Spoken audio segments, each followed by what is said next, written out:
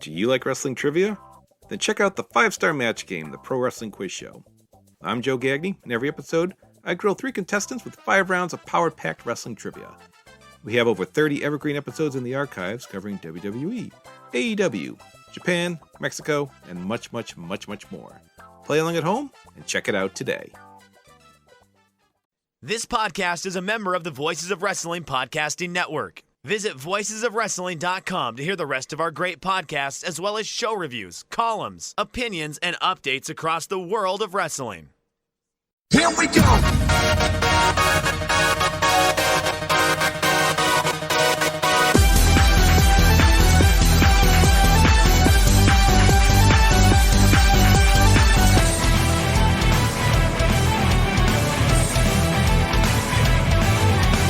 Baby, kiss me like a love song. So I'm coming. Whoa, whoa, 君へ片思い涙の失恋も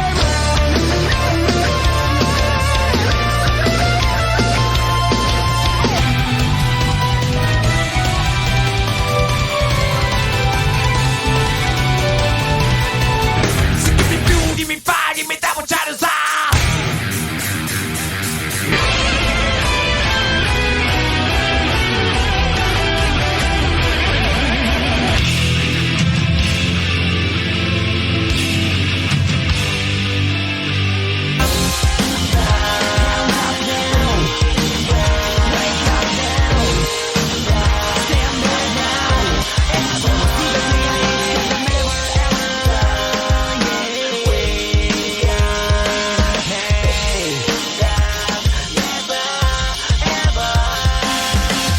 You're listening to the Emerald Flow Show on the Voices of Wrestling Podcast Network. Welcome to episode 52 of the Emerald Flow Show. We're a podcast on the Voices of Wrestling Podcast Network, and you can follow us on X at Emerald Flow Show. And if you're feeling generous, you can donate to us at redcircle.com/the-emerald-flow show. I'm Gerard, and I'm here with Paul. Paul, how are you doing?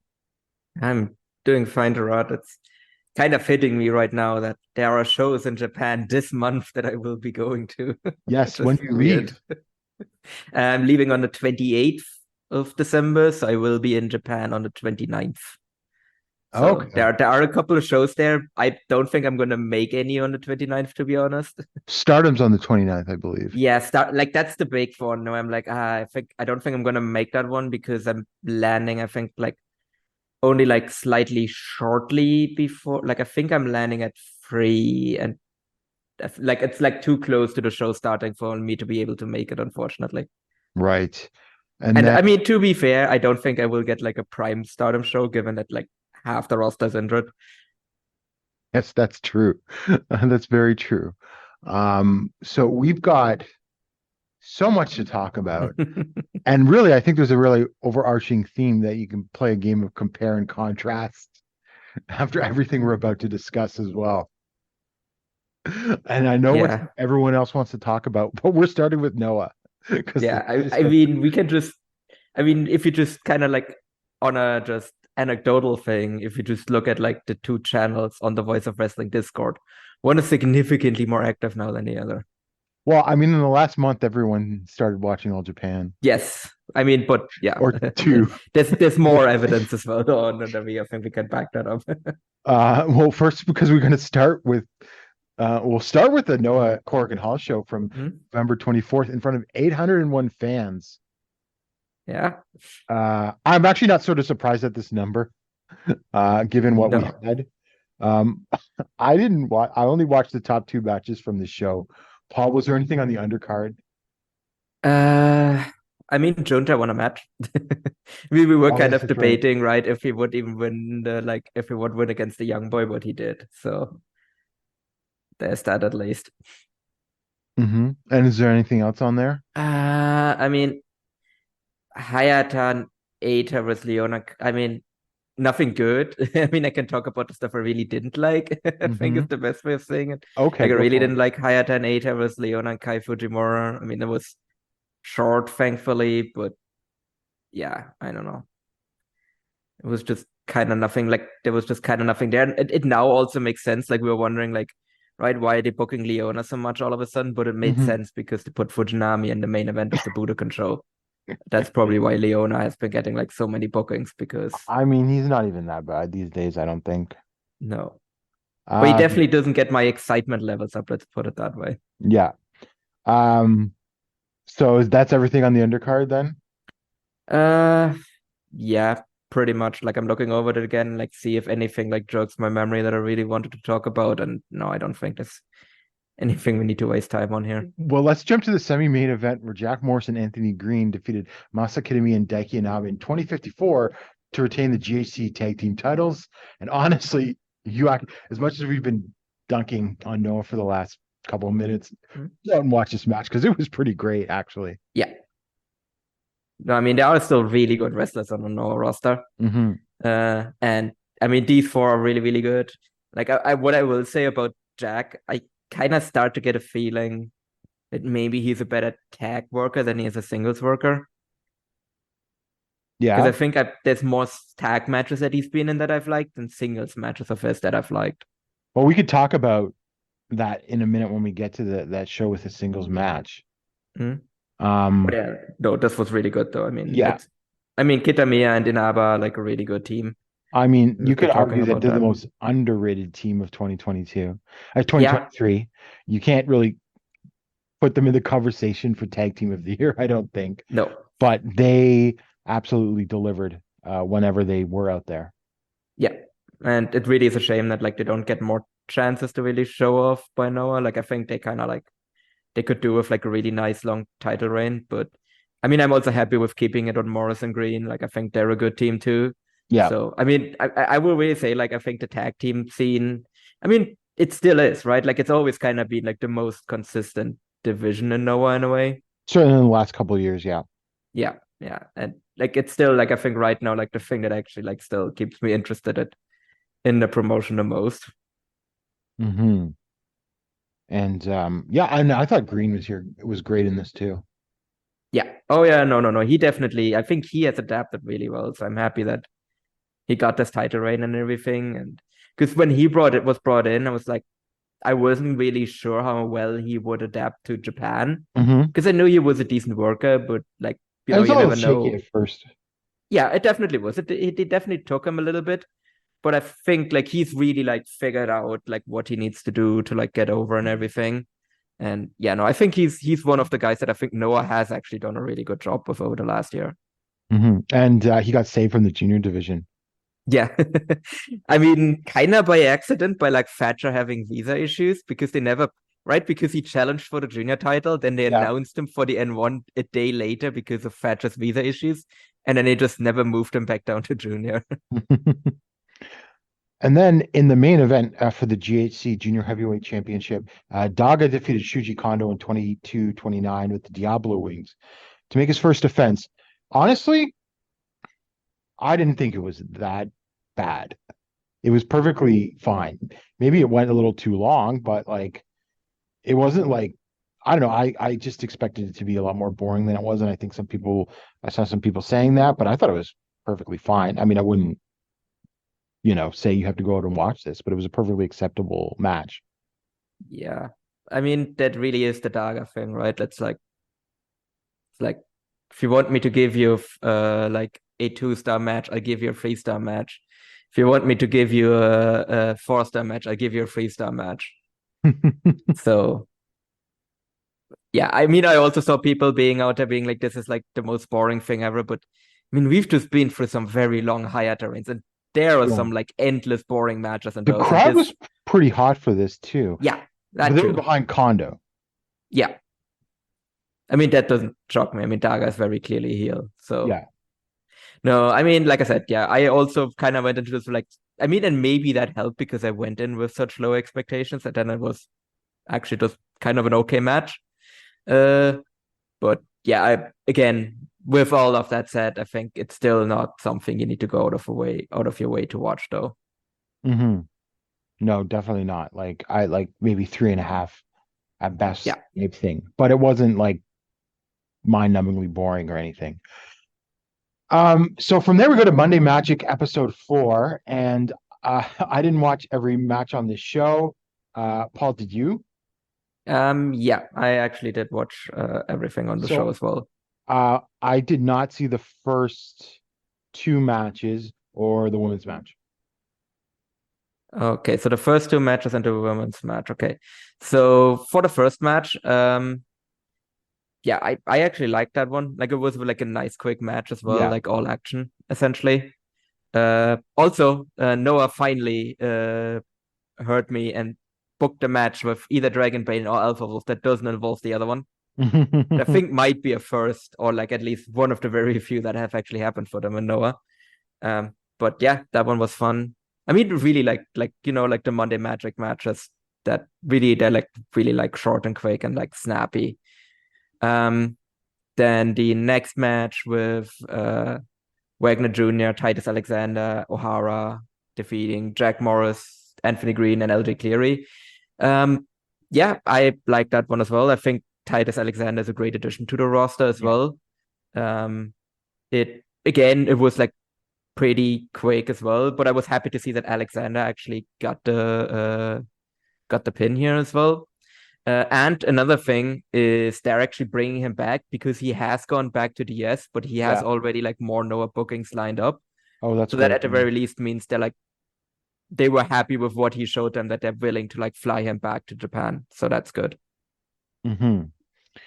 Now, next up, we had Kaito Kiyomiya, Ryo Iwa, Masa Kitamiya, and Denki Inaba defeating Saxon Huxley, Timothy Thatcher, Vinny Massaro, and Alpha Zoe in 1350 with a modified Shining Wizard from Kiyomiya on Massaro. I needed to see this match. The Vinny Massaro. Yeah. I liked it. And I thought Massaro acquitted himself well. And I think Alpha Zoe didn't do too badly either, although I think he needs a little more time. But I think if he does hang around, he can get that. Yeah, I mean, like Huxley wasn't really a factor here, or really Thatcher either. But I thought it was solid. No. You should check this out if you sort of follow West Coast Pro. Yeah, Alpha Zoe is really a guy I've only seen like a handful of times, but I've always come away with like, oh yeah, this guy has some potential. So I think him coming to Japan is like the perfect timing for him. Yeah. So yeah, I mean, similar to Titus Alexander, really. So I think hooking up with West Coast Pro is like a perfect idea for Noah to like bring in some talent. Yeah, because like I see people are like puzzled when people list the problems with Noah, and there are many. People say they are puzzled by some of the foreigner choices, but I think most of them have been perfectly fine or good even. Right?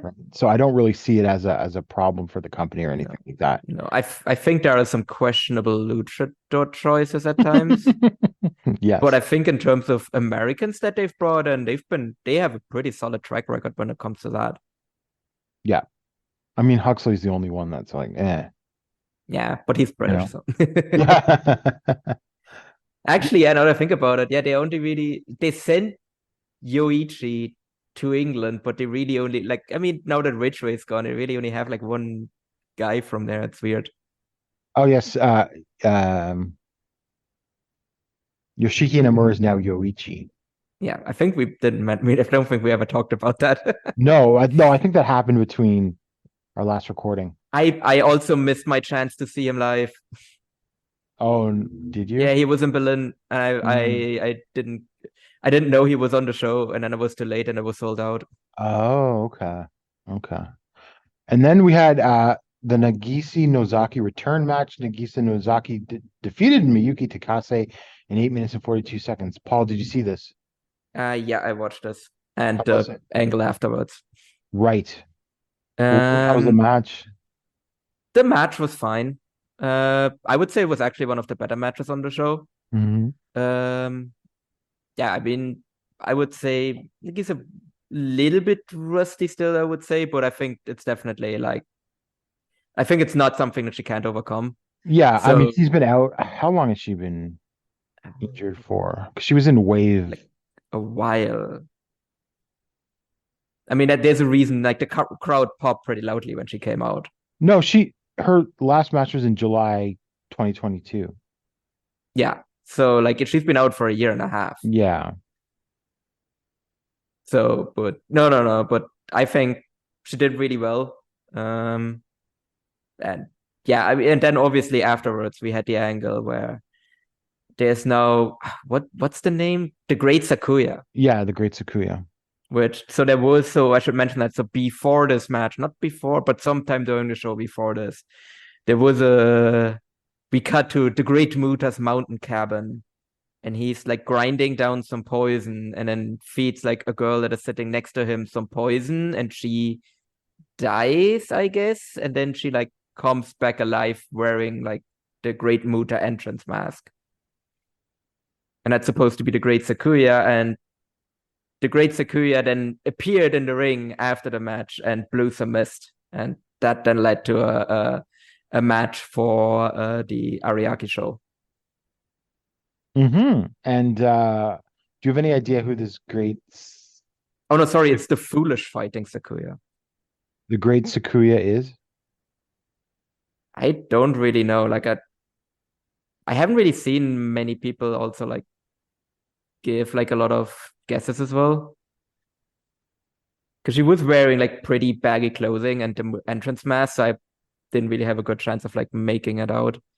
I assume there are people that know because she like lifted up the like flap thingy to do the mist. So I don't know if people could see below that was sitting in the crowd, but I don't really know who it is. So I saw people speculate that it's Riko Kawahata from Marvelous. Ah, So that would sort of make sense.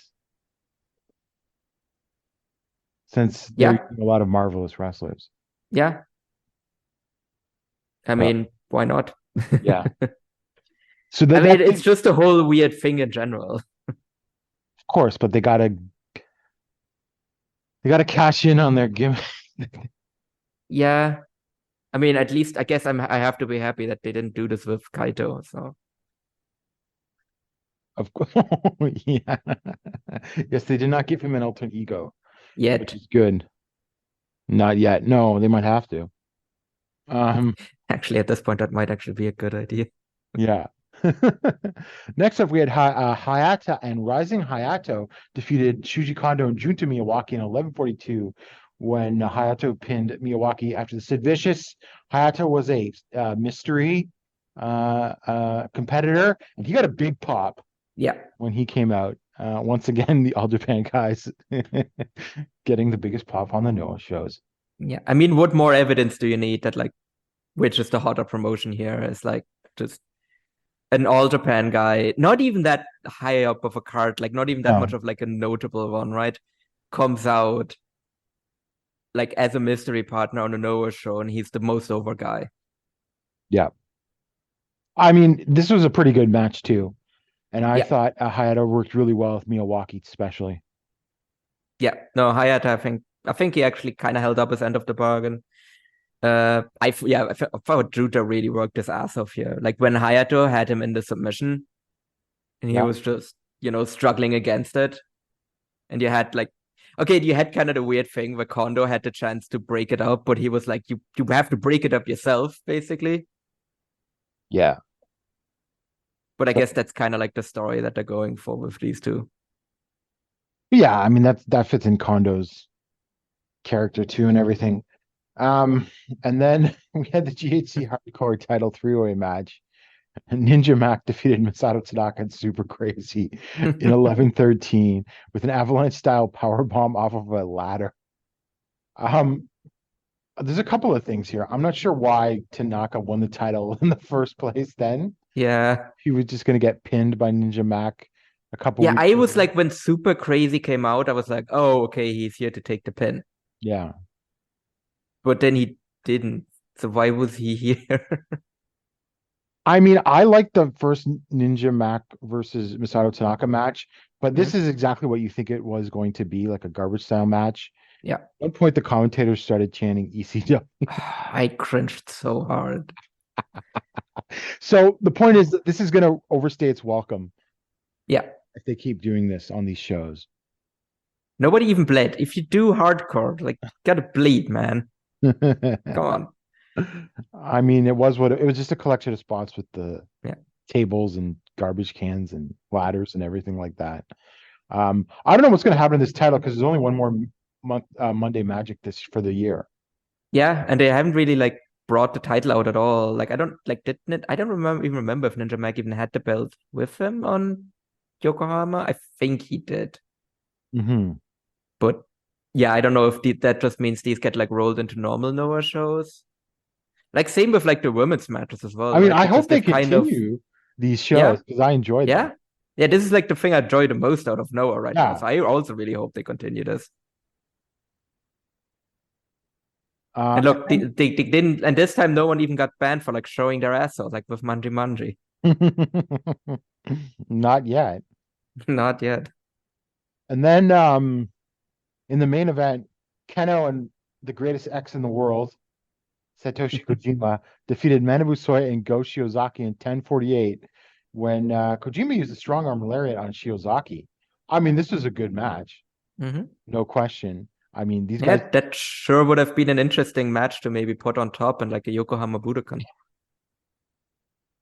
yeah, of course. I mean, it's 10:48, so they got down to business, all action type thing.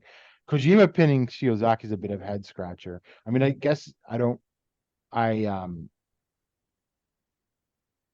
I guess I get it because of Mm. the, but at the same time, it just feels like ever since, Go lost this title challenge after the N1, he feels very downcycled. Yeah, no, I think he's very much, yeah. Yeah, I don't think if he's ever getting back to the main event, so I feel like he's probably going to be the pin taker in matches like this going forward. And he also his look is a bit rough as well, right? Like he looks like he literally looks like he just like comes off like a 3-day bender is what his look. That's the best way I can describe it now. Um, I mean, I wonder if it's like they think he's not physically able to do a run at the top, or if he doesn't want to do a run at Mhm. the top, or what's going on. Because I don't really think Yeah, it's not like, look, keeping him at the top of the card at this point is not going to hurt the guy. yeah. I mean, and obviously, I assume the plan was to like keep access together and maybe keep Maybe. him kind of hidden that way. But then I don't know, just find a new tag partner for Go Shiozaki and just have him do a run with that guy. It can't be that hard. Well, you know who I would have put as a tag partner for Go? Kaito? No, Yoichi. Oh, yeah. Yeah, I mean, maybe that's I mean, we don't know how long this excursion is going to be, right? Like maybe he Yeah. pops up on one too. Yeah, that's true. That's true too. I don't think he's learning anything, right, No, at I this think point. it's just make the crowd forget he was a loser. That's why they changed his name, Come changed back his with the look. gimmick. Yeah, yeah, yeah. Yeah, exactly. So there's that. So that was Money Magic. From what I saw, again, a very solid show and probably the best thing Mhm. in Noah right now. Yeah, it really helps that the crowds are always hot for these as well. Yes, because these are the hardcore. Oh, the hardcore. Yeah. And I mean, I know they don't give us like viewership for these, but it looks full. Attendances. Yeah. Yeah. I wonder, I should check. Do they charge like regular ticket prices for these? And I don't know. I assume at least the last one should still be up on the Noah website Yeah. for tickets. I'll see. I'll check that out for the next Monday Magic show, actually. Mhm. Anyway, we go to Yokohama Budokan, which I believe holds up to 4,000 people, maybe Mhm. 3,000. Well, definitely more than 1,150, Yes. which Out of the 3 lowest attendances this year, Noah has 2 of them. The only thing that underdid it was an abysmal draw for Stardom, where they drew like 700 people, 750 people. I don't think that they were going for as big a card either as. No. But still, like this was like a house show card, like because I've seen people be like, "Oh, this is like a Korakuen card." I wouldn't even put this in Korakuen. Yeah, it's fine at Korakuen. You don't Yeah, think but so? I don't. Like. Do you think this draws like above 1,000 in Korakuen? That's actually a fair question, in all honesty. So yeah. No, I mean, we've said it before, right? They've just punted on the rest of the year, and there's like no thing is more like evident of that than this card. Oh, Paul, Monday Magic front row or 4,000 yen,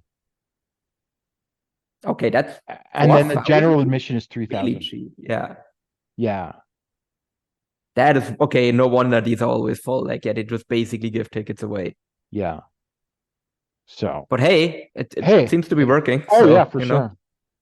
I mean, look. I mean, maybe that's not like maybe I would if I'm going back to like Cyber Fight or a Beamer or whatever and be like, yes, I know we've lost a bunch of money, but can we like basically have like another year where we just lose a shitload of money, where we just make the tickets super cheap so we have like hot full crowds for our shows and then hope that sustains and then start increasing prices. They would save a lot of money if they just didn't have to run, if they just maxed out at Corkin or save Yokohama Budokan for stuff they would run in Sumo Hall or whatever. Yeah. Oh yeah, for sure.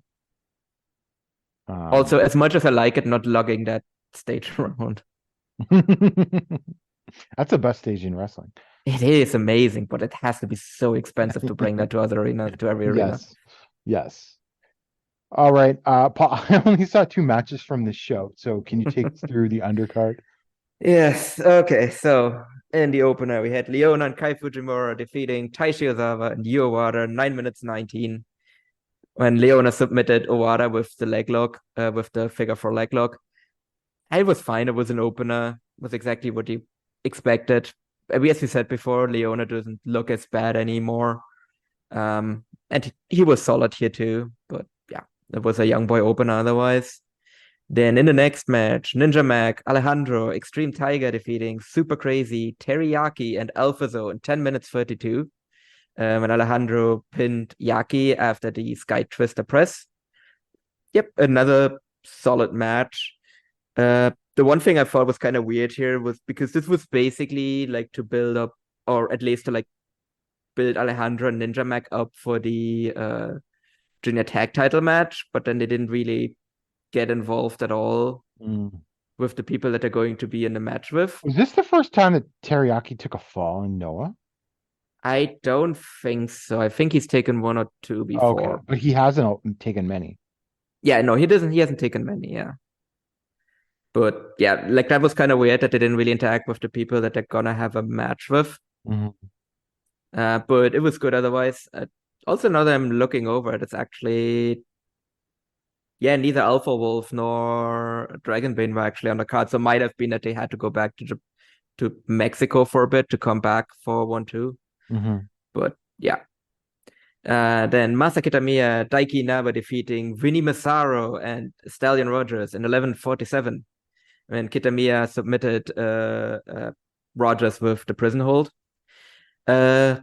Stallion Rogers' body language was awful here. Like, I think he might be done after this because he just kind of was just really like low effort. And then on the opposite end, Vinny Massaro coming out.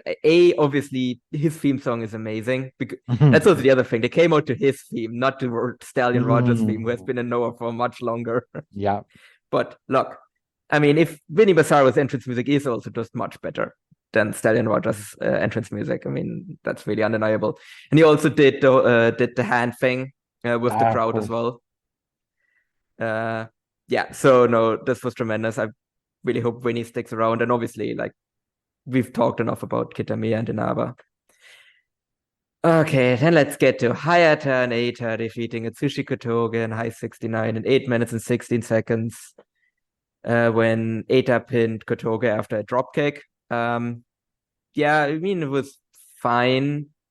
But again, really kind of a pointless match because Eita is facing Daga on the 1-2 show. Also, Ogawa was on commentary, and then obviously, as you could have predicted, after the match, Daga and Ogawa beat down Eita and Hayata to put some more heat on the match. Heat, brother. Yep, in this feud that just legitimately has been going for over 2 years at this point. I don't, but it's not going to be the end, right? At 1-2, Nope. it's not going to be over. No. It's absurd. Anyway, then El Hijo de Dr. Wagner Jr., Kaito Kiyomiya, and Ryohei Oiwa defeat Saxon Huxley, Timothy Thatcher, and Shuri Taniguchi in 17 minutes and 2 seconds when Wagner pinned Taniguchi after the Wagner driver. Yeah, I like this match. I mean, just need to look at these minus Huxley, and they're all pretty good workers. Yeah. So it's exactly what you expected. I thought Kaito and Oiwa, like Wagner, I think really kind of like was the one that worked a bit harder on his team. Mhm. I felt like Kaito and Oiwa were, I mean, they basically went here in the middle of the World Tag League. So I don't think they were working as hard as they normally were, but not that they were like lazy or anything, but it was just noticeably a little bit slower. But yeah, solid match otherwise. All right. So I saw this GHC national title. Jack Morris defeated Hajime Ohara in 13:58 with the Tiger Driver to make his first defense. And your point about Morris being a better tag worker, I thought was a good point, because like this is a fine match in terms of like, nothing like too boring or anything. But like the first whatever half at least was relatively bland. The last few minutes were actually pretty good. A lot of the O'Hara counters and everything, and then Morris getting the spine buster and then the Tiger Driver. But I see your point. Like Morris doesn't really know how to fill out his matches, and that was really so it was just really sort of ho hum here until the last couple of minutes, which were actually pretty good. Yeah, I was also surprised how over O'Hara was. Yes, but I actually looked up, just and been an obvious underdog thing too. Yeah, and also he's from Kanazawa, so. Oh, okay. Yeah, so he's from Kawasaki, not Yokohama, but Right. like he is kind of a local guy. Yeah. So because I was surprised how over he was. Like I think that's really what helped like the last few minutes of this match, right? Because the crowd just got really behind O'Hara here. Well, yeah, like, I mean, I was really surprised how much they did. O'Hara did a good job, because it was like, oh, he got the Hurricane Run on the Tiger Driver attempts and everything, and got those kickouts and everything, and that one high kick towards the end on Morris and everything. Like, he did a good job of being like, oh, maybe he has a chance type thing. Yeah, no, fair enough. But I also agree that the middle of this match was just listless, really. Mm-hmm. Like it seemed like Morris really ran out of things to do ideas during his control period, right? Mm-hmm. So yeah, I think it's kind of hidden when he's in tag matches. But I feel like if he can kind of get better at that, I think that would really kind of unlock him as like a better singles worker. But we'll see if he's going to be able to do that or not. Mm-hmm. Well, I mean, it's less. I think also the structure was like they wanted to do the junior versus heavyweight structure, which then because Morris has definitely had better singles matches against, other heavyweights and everything like that. Yeah, I don't think he really can do really he can't really play he's not really that good at playing the monster versus like the underdog junior essentially. Yeah. So then we go on to Jake Lee, Anthony Green, LJ Clary, Yohei Tadasuke defeated Naomichi Marufuji, Takashi Sugera, Go Shiozaki, Tsuji Kano, Junta Miyawaki in 22:40 with the dropkick from Yohei on Miyawaki. Paul, how was this match? I actually really liked this match. I thought this was the best match on the show. Mm-hmm. I mean, no, it's really good at these multi-man matches, especially if they put them second from the top. I thought everyone worked really, really, really, really hard. I like GLG. I think GLG is actually a pretty fun faction. It's just that their leader is the least interesting guy in the faction, which is drags it down a bit. But I actually thought Jake actually worked pretty well here. I think Jake actually worked his role as the tall guy. Like him and Junta actually had some fun interactions, essentially, where he was just kind of brushing off the stuff Junta was throwing at him. So I thought that made for really fun stuff. I actually liked that Yohei was the guy that got the pin here. I was kind of surprised by that. I was fully expecting Jake to just hit one of his finishes and just get the win here. I thought maybe lengthwise I thought it was fine. Maybe it dragged a little bit, so maybe could have shoved like 1 or 2 minutes off. But I think otherwise, like it was really, really good and really, really enjoyable. And then we got a really big angle afterwards Well, in a I way. watched the angle. Yeah. So Yeah. I Okay, was yeah. shocked. I thought, I don't know, Ibushi really didn't get that big of a pop. No, that was my takeaway, is that Hajime Ohara got more of a reaction than Kota Ibushi did. Rising Hayato on Well, the Monday Night Magic. I could got a big- understand maybe in a cavernous, quarter-filled building, it would be a little different. But yes, O'Hara was definitely getting more. I mean, but again, like, it's not like the crowd was really all that quiet throughout the show. Like, this wasn't a bad crowd. Right. Like, this was a pretty good crowd. Like, they were, for example, they were hot during this match as well. Like, they were like really into it. And then Ibushi comes out and there's nothing. Mm-mm. Not a good sign. No. Should we get into the controversy now? Oh, we'll get into that in a minute. No, we'll get into it when we talk about the 1-2 Yeah. show, yeah. And then in the main event, Manabu Soya and Tatsumi Fujinami, who's 70 years old, defeated Keno Jinsei Shinzaki in 26-18 when Soya made Keno tap out in a Dragon Sleeper. I don't even know where to begin with this. Well, first of all, you could have shaved off several minutes of this. I thought obviously it was very slow to start. They sort of got me towards the end though. But you really can't justify going 26 minutes like this No, with like old guys. no. There should have been 15 minutes tops. Yeah. And there was stuff in here that I liked. I liked the Yep. double like top rope walk that Keno and Shinzaki did. I thought that was a The fun double spot. dragon screws from Soya Yeah. and Fujinami. But again, that's really what you want to keep it to, right? You want to keep it to like the fun spots, and then you want to Yeah. do like a little bit of stuff to build up your main event for your big New Year show. That like you don't want to make it this like nearly 30-minute match. Yep. I mean, Soya and Keno tried. Yeah, They were digging into each other and everything like that, but it just, yeah. just way too long. Yeah. And that brought an end to this house show. They should have probably run this show in like Iwate or something, or Yeah. Sendai.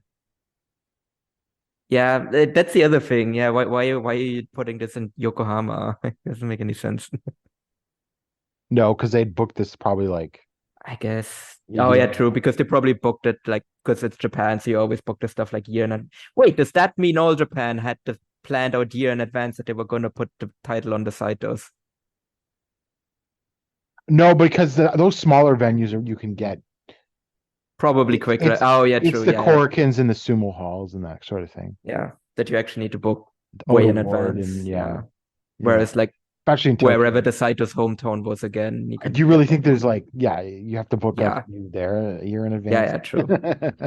Gotta replace like the local tractor show or something at worst. Yeah. So, I mean, that was Noah the best. Yeah, 2023. do I just want to make the shitty obvious joke? Yes. Show So wasn't the best. so going into the new year 2024 on January 2nd, 2024, Mhm. a GHC junior heavyweight title, Daga versus Ada. Yeah, I mean, if I don't know, okay, I don't want to say I'm gonna like make a bet that Eita is winning. I think it's very, very certain that Eita is winning unless they do some bullshit that he gets like DQ'd or like something like that. But Yeah. I mean, yeah, I mean that's obviously what this whole story has been building to, that Eita's gonna win unless Hayata turns on him, or I don't know. Yeah. Whatever. GHC junior heavyweight tag team title, Dragonbane and Alpha Wolf versus Johan Tadasuke versus Ninja Mac and Alejandro. Yeah, this should be great, right? Like this is Yeah. just gonna be insanity for like 15 minutes or so. Just guys flying all over the ring and just doing crazy spots. I think this has the potential to actually be the best match on the show, to be honest. Well, it'll be up there, I think. I Yeah. think GHC title match could still be amazing. Yes, no. I that is still my favorite to be the best match on the show, but if that somehow under delivers, I think this one has a good shot. Who Who wins? I could see them just retaining. Yeah, I could also see them retaining. Like, I think I mean, given the fact that it seems like they went back to Mexico because they weren't on the Yokohama show, Yeah. I feel like that means they're gonna be back for like a while longer, right? Because what's the point on just coming back for this one show? So, and if they're sticking around, then I would definitely leave the title on these two because they're great. Yeah. And then Wrestling Symphony, Zack Sabre Jr. and Yoshinari Ogawa versus Hiroshi Tanahashi and Hayata. I mean, one team is significantly better than the other, and yes, unfortunately, I can't even say that Tanahashi will carry his team. no, and he's got a match against Sabre 2 days later. Yeah, so Noah is just doing a preview for New Japan. Basically, Cool. I mean, it could be good. It could be, yes, could yeah, be. yeah. But like Hayata's the big question mark, I think, on this. Yeah, at 2020, at that point, 2024, Tanahashi too. Yeah, I'd still rather watch him than Hayata. Yeah. Oh, yeah. But like Zack and Ogawa are great, so I feel like they can carry the other two to a good match at the very least. And the Foolish Fighting Night Advent, Foolish Fighting Sakuya. So it's not the Great Sakuya, it is Foolish Fighting? Yeah. Okay. And Nagisa Nozaki versus Haruka Umasaki and Miyuki Takase. Well, I mean, I think it would be obvious who wins here. Yeah. I mean, you say that, but I mean, it would be incredibly weird if we do this whole build up to Foolish Fighting Sakuya and then she just loses her whole match. But then again, that's what GLEAT did with Diamond Egoist, where they build up this whole thing forever and then they just lose their first match. But I don't think Noah's that stupid. Like, Noah is plenty stupid, but not. No, because they're trying to cash in on the gimmick. So exactly, like it would be pointless to make this new gimmick and then have her lose on the first time. And also because Nagisa also just came back, so yeah, again, it just makes sense to keep them strong. And then the Yuta Sasaki, Alka Sasaki pro wrestling debut. Takashi Sugera versus it's listed here as Yuta Sasaki, also Alka Sasaki. I mean, this could be actually good because if anyone can lead through like an MMA guy through a wrestling singles match, it's Sugera. Yeah. No. We also forgot to mention that on the Monday Night Magic show, they did the setup for this match as well. Okay. Where Sasaki was in the ring, and then kind of Segura came out and he gave him the Olympic slam. Okay.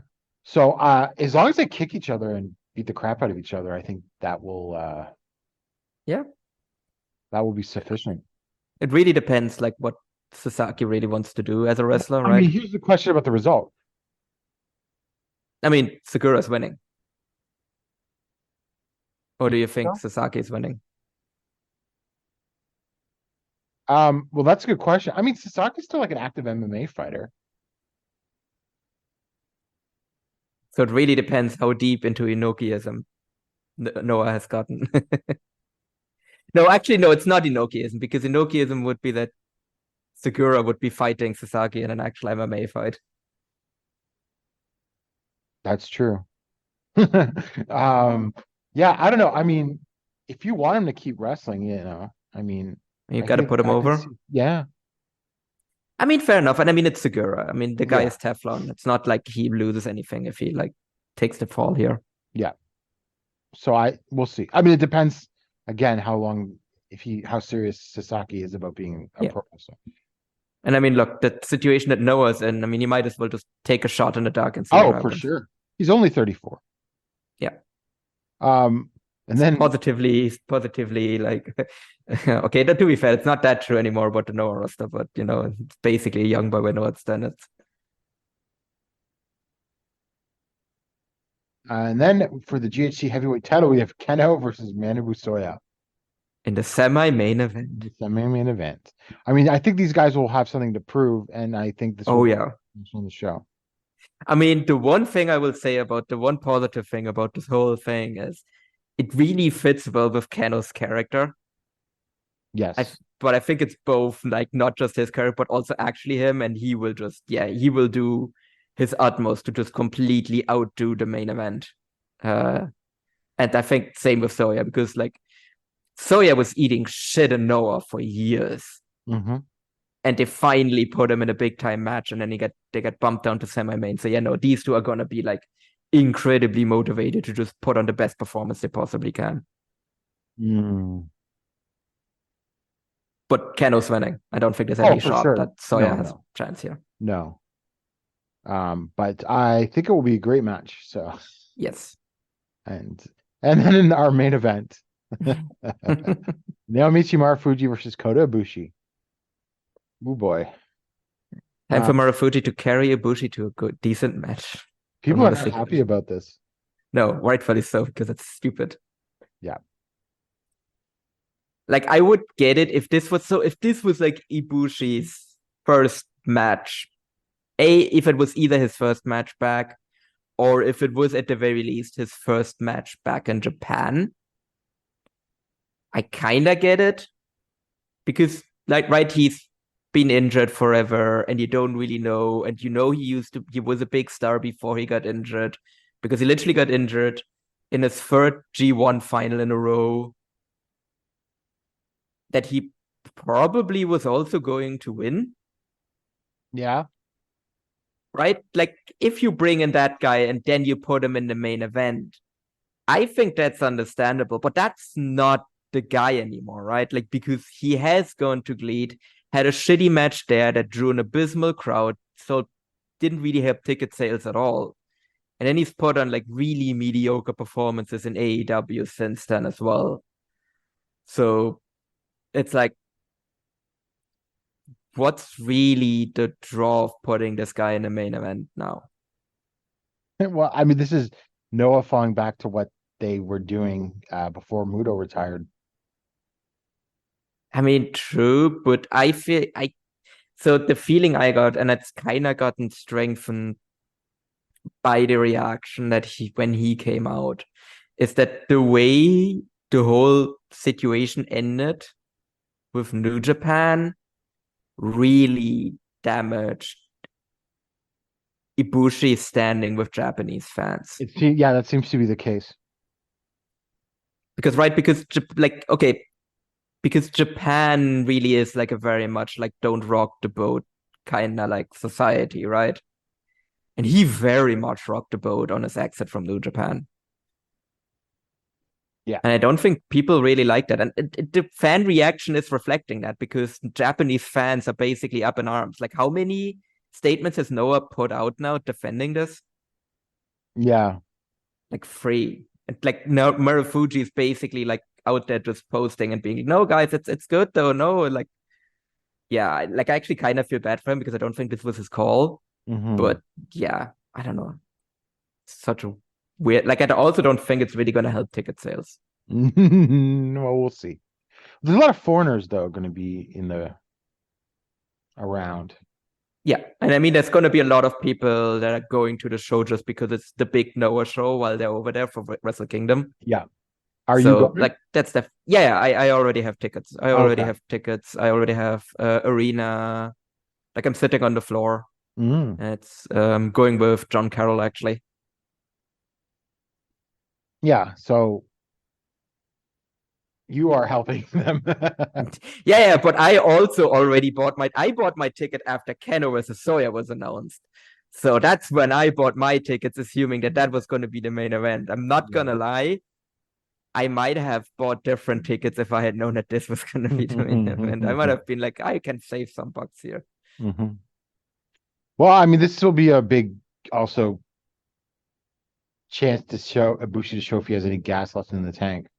Oh yeah, no, if he doesn't deliver here, he's just toast. Like, yeah, maybe it was just still ring rust with him, like right in GLEAT and AEW, and I haven't really seen the GCW stuff. Well, I saw the Mike Bailey match and I was okay. But again, that's really worrying. If you are having a just okay match with Mike Bailey, that's a bad sign. Yeah. We know that Marufuji can still turn it on when he's put in a big spot. I mean, he just had an amazing match with Will Ospreay. And he's had, and like, again, I also really like this match with Jake as well. So we know he can still do it. But so we know that if this doesn't deliver, it's not going to be on Marufuji being washed. It's because Ibushi is washed. Yeah. I think so. So I don't know. Like I've never seen such like anger like this. Yeah, it's really interesting.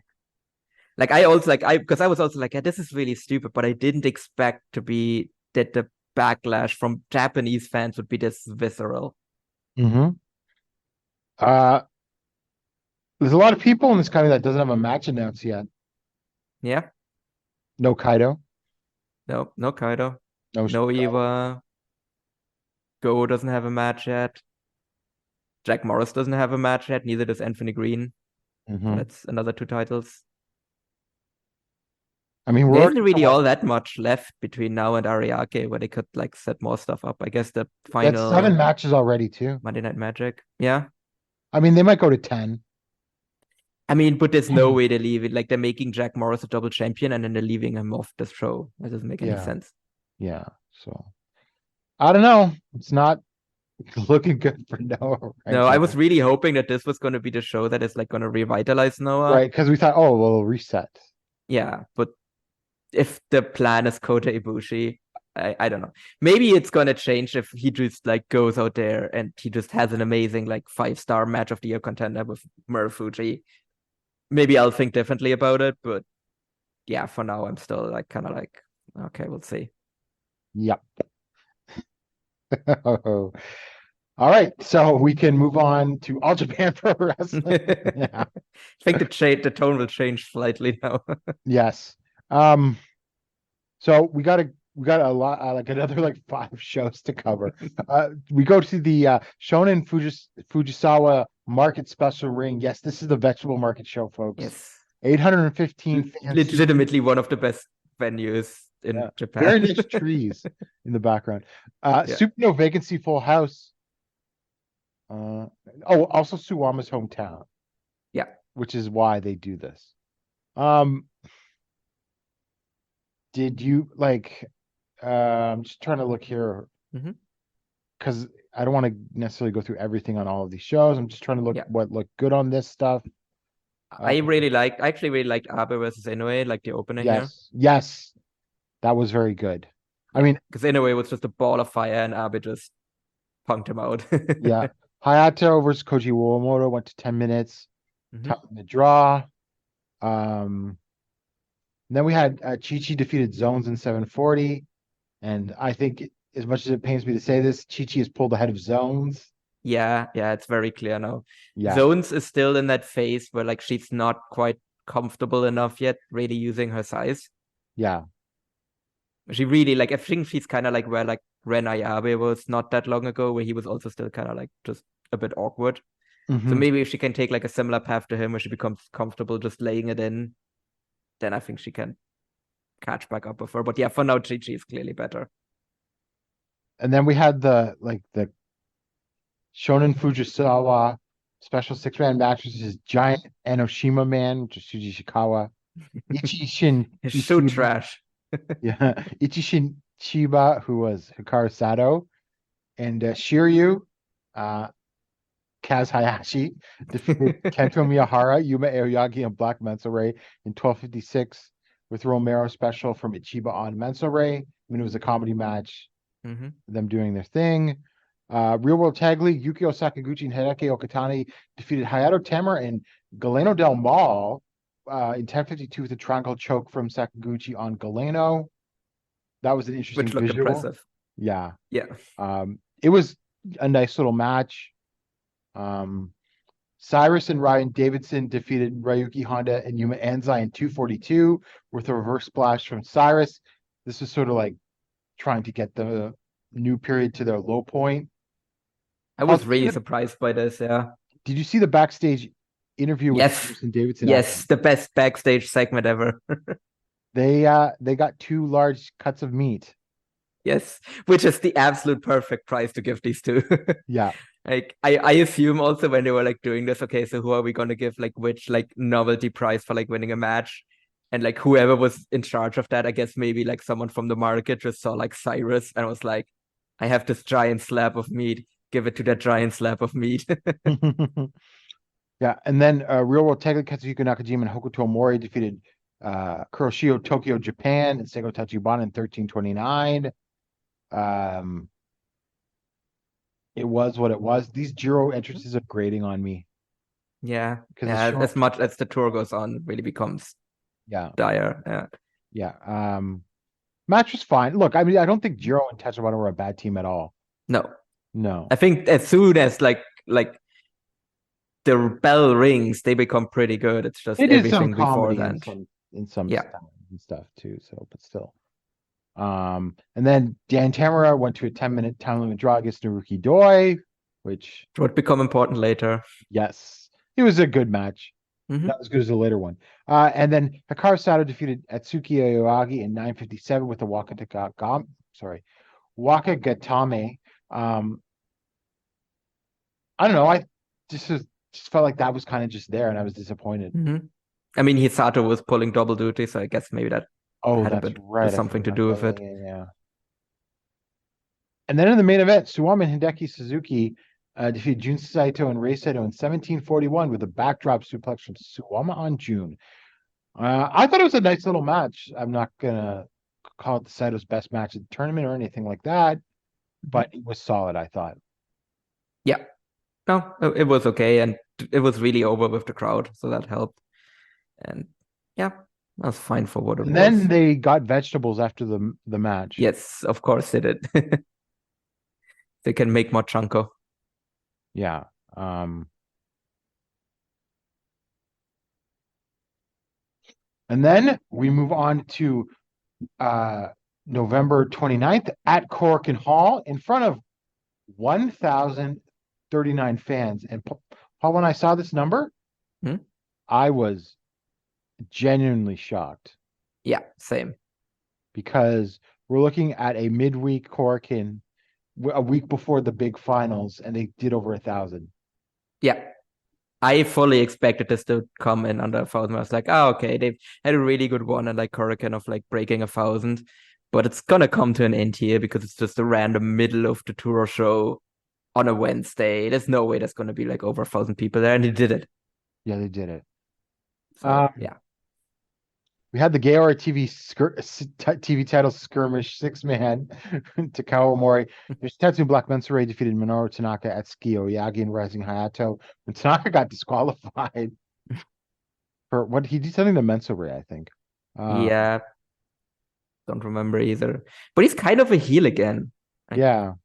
Because he won, like, remember how he won the title originally? Yep.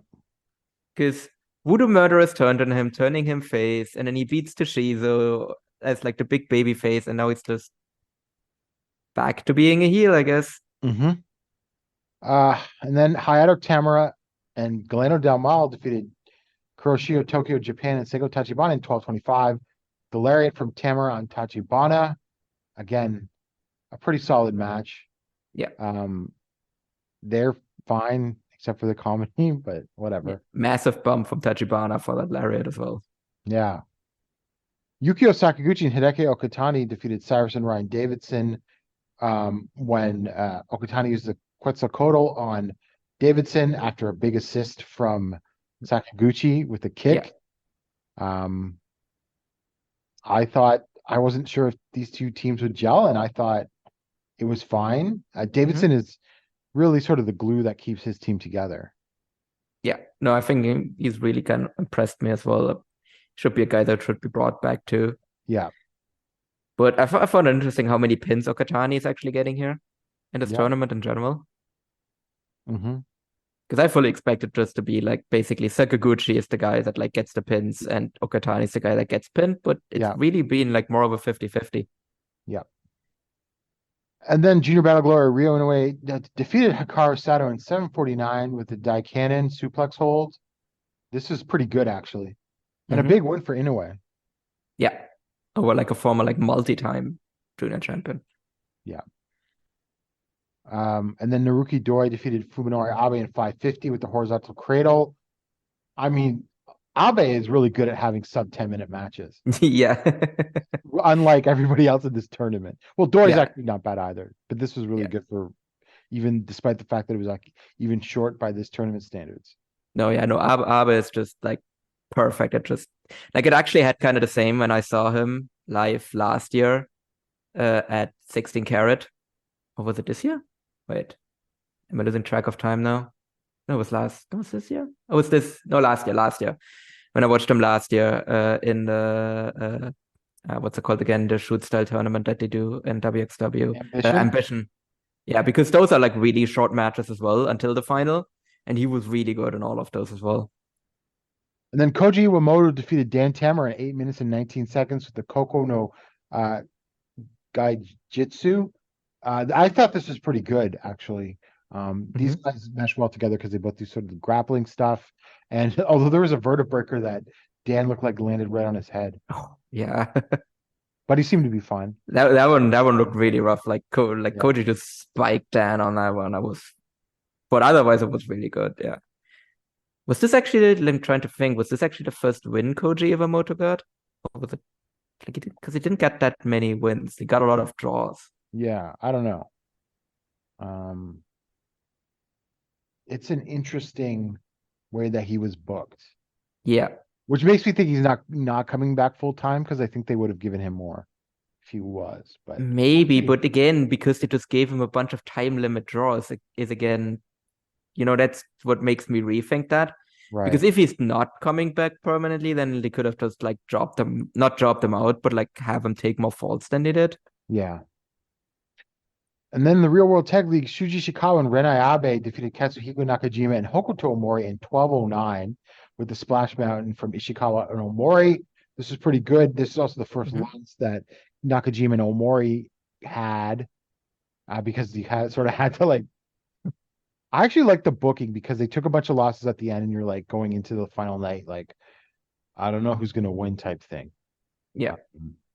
But Nakajima did not freak out. No, yeah, then again, shown that they've actually become a team now. Yeah. And then Suwama and Hideki Suzuki defeated Ryuki Honda and Yuma Anzai in 12:41. I really enjoyed this, but I also really enjoyed the Hideki and Anzai stuff. Yeah. I was really shocked though with the result at the time. Because this eliminated New Period from the Yes. tournament, like from Yes. contention. So yeah, I was really shocked when that happened because I was like, okay, like they're at their lowest point after they get beaten in 2 minutes by Cyrus and Davidson. And then here is like where they like start making their comeback to win the tournament, but no, they just get eliminated from the tournament here. But yeah, no, really good match, and yeah, I agree. Suwama and Anzai have really good chemistry. So I have a feeling they're going to be in the same block in the Traffic Carnival as well. And then in the main event, Yuma Aoyagi and Kento Miyahara defeated Jun Saito and Rei Saito in 15:19 when Yuma pinned Jun with the Fool. This was not as good as their match in October, but this was still pretty darn good. And I think probably we could quibble. We'll get to another match later. This is either number 1 or 2 best Saito match of this tournament. Yeah, no, I would agree with that. That title match, obviously they can't reach that because that was just special because of the atmosphere and everything. Yeah. But this was still a really solid match as well. And I mean, Kento and like they just have good chemistry, I think. Because Kento and Yuma are like smaller than them, but I think they have like a really interesting way of like basically like they always kind of like turn heel in a weird way. They're always more heelish. They're trying to out heel the Saitos. That's how they try to beat them, basically. Yes. Yeah. And then we go to Eheim, item in Eheim in front of 520 fans. The second smallest attendance of this tournament. All of these shows did very well. We had Koji Iwamoto defeating Ryo Inoue in 4:24 with the Koku no Geijutsu. I thought this was way too short, but there was something there, and these guys could probably have a great match. Hikaru Sato defeated Fuminori Abe with the Wakigatame in 6:52. I actually thought there wasn't much to this until the last couple minutes when they started headbutting each other. So that made it though. Yeah. Oh no. Like those headbutts were nasty. Jun Saito and Koshi, I think he's an Eheim Pro guy, defeated Atsuki Aoyagi and Imabari Towel Mascaris, who's another Eheim guy who's now getting a bunch of bookings in All Japan, in 10:46 with the Psycho break on Saito on Mascaris. I mean, it wasn't bad, but this should have been like 8 minutes Yeah. That's just kind of a there. whatever. Yeah. Suwama and Dan Tamara defeated Black Mensa and Carvel Ito. Oh, I don't even know what the point of this was. Yeah. I mean, I'm surprised it dragged Carbalito all the way out here. Um, I mean, maybe the company is from there. maybe. Oh yeah, they are. He's actually from there. Oh, okay. Okay, that actually. So it was just literally, it's just like down the corner. It's like, hey, do you want to be on the show? It's like, yeah, sure. Yeah, this also went over 10 minutes, and it was like I don't know why, but Yeah, but it makes sense because it was basically a sponsor match. Just Yeah. the sponsor was in the match. and then Real World Tag League, Kuroshio Tokyo Japan and Seigo Tachibana defeated Shuji Ishikawa and Ren Ayabe in 10:51 with an inside cradle from Kuroshio on Ayabe for the big shocking victory, I suppose. I was already surprised that they got to 4 points. Yeah. I would guess Again, like 2. look, I mean, this exceeded my expectations. What can I say? Yeah, definitely. And again, I think we talked about it already, but this is really kind of I think when we look back at it, we're gonna look back at it that like this was the tournament where Ayabe came into his own. Yes. He's definitely being more aggressive, which is great. Yeah. And then we had Yukio Sakaguchi and Hideki Okatani defeating Kazuhiko Nakajima and Hokuto Omori with a divine right knee from Sakaguchi on Omori. This was pretty good. Lots of Nakajima and Sakaguchi stuff. I thought also Omori worked well with Sakaguchi, and this was pretty good. No, I was really looking forward to this. Just to see Sakaguchi and Nakajima face off, and didn't really disappoint in that regard because they just kind of kicked the shit out of each other. And then Ryuki Honda and Yuma Anzai defeated Hayato Tamura and Galeno Del Mal in 13:03 when Honda used an inside cradle on Galeno. The finish looked a little sloppy, but I thought the rest of the match was pretty good. Yeah, no, I also agree. The finish was like, also kind of came out of nowhere a bit as well. Yeah. But yeah, good match otherwise. And then Cyrus and Ryan Davidson defeated Kento Miyahara and Yuma Aoyagi when Cyrus used the reverse splash on Miyahara. Paul, could this be something up for the future? I mean, maybe Cyrus will actually get his title shot, unlike the Maltese Ricky Dawson. Yes. I mean, you could do worse than that. Like if you just put that on like a random ass, like if you just wanted to use that to like pad Kento stats a little bit. Yeah. I mean, that's we'll talk about title something defense you can later. do. Paul, I thought this was an incredible carry job. Oh yeah, no, obviously. I mean, they went 22 Kento and Yuma. He went 22 minutes. Yeah, I never would have expected Cyrus to see Cyrus in a 22-minute match. Like that has to be stretching his. Well, there was the last year's Real World Tag League as well. Yeah, but what was his longest match in that one?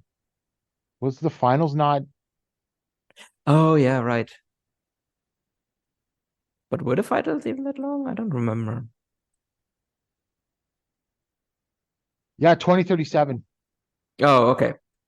So yeah, this was comparable at least then. Yeah. But the way that Aoyagi Miyahara bumped around for him and everything just really made it.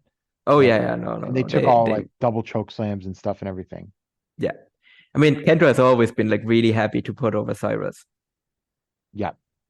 So this is just like, I mean, Davidson held up his own, but they just made Cyrus look like such a monster.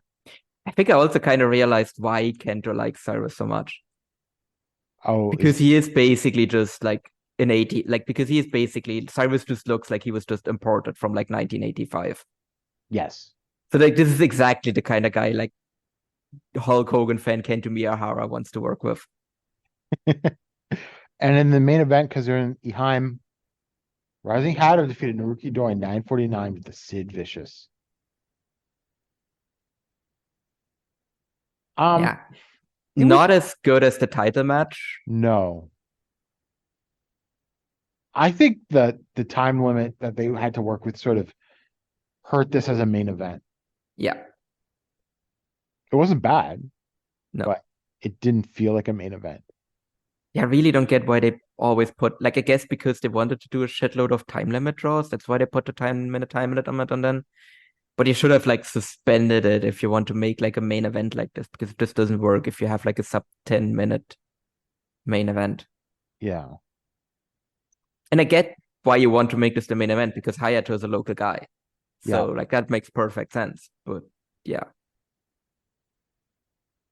I don't know. Weird. That's one of the weirder things All Japan has done, is like just really sticking to this 10-minute time limit, even though it's very clearly hurting the matches. Mm-hmm. And then we move on to December 3rd at Osaka Edion Arena number 2 in front of 914 fans. That's only 38 less than New Japan did the day before. Yeah. So that's not bad at all. No. Like that's a really good number. Like anytime, like I said, anytime you can be like within striking distance of New Japan is like a good thing. So I mean, to be fair, I'm looking at the New Japan card, not like that had like an amazing card, but I'm pretty sure New Japan announced the 952 they drew as like a sellout. They call it Super No Vacancy Full House. Yeah, so All Japan got pretty damn close to a sellout here as well. Yeah. And then so we had Ryuki Honda and Yuma Anzai defeating Yukio Sakaguchi and Hideki Okatani when Honda used the final event on Okatani. This is a pretty strong match, though these guys could have easily gone. It was 9:16. These guys could have easily gotten 12 or 13 minutes. Yeah. But I think this was actually one of my like favorite matches here as well. Mm-hmm. So yeah. I would have loved if this would have gone longer, because I think they were like building to something really good, and then just kind of Honda just hit the final event and the match was over. Mm-hmm. Like if you give this one like, I don't know, 15 minutes, I think you can get it for like a really great match. Yeah. And then Kuroshio Tokyo Japan and Seigo Tachibana defeated Cyrus and Ryan Davidson with a crucifix hold from Kuroshio on Davidson. I didn't like this result because these guys had just come off of 2 big wins. Yeah. And then they lose to the joke team. Yeah. I mean, I kind of get it because they have to lose sometime, but yeah, maybe kind of arrange this differently. Where maybe they take like a fall to these guys early in the tournament, and then they go on like then they get a bunch of wins, and then they lose to someone else. I don't know. Yeah. Some of the booking I wasn't the biggest on when things started falling up. Like falling apart's not the right word. It's too strong. But some of the last minute like things to get the points, whatever they were supposed to be, I felt a bit contrived. I mean, not as contrived as doing double countouts, thankfully. Yeah. And then, well, to be fair, I think the Junior Battle of Glory was just way worse for that, of just like endless time limit draws. For sure. We made a 6-man tag team match. Aran Sano, Hikaru Sato, and the Bodyguard defeated Black Metsurai, Izanagi, and Rising Hayato in 10:22. Bodyguard sang his beautiful theme song, thank God. Aran Sano is a Osaka pro guy who debuted last November 2022. Wow. Yeah. So he's someone to watch out for. I thought he acquitted himself well, and this was a solid little match. Mm-hmm. I mean, he looked a bit goofy at times, but I think maybe that's also just him trying to figure out what he's doing. Yeah. Yeah. And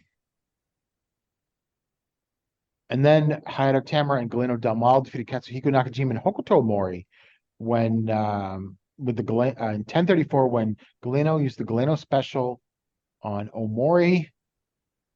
This was good.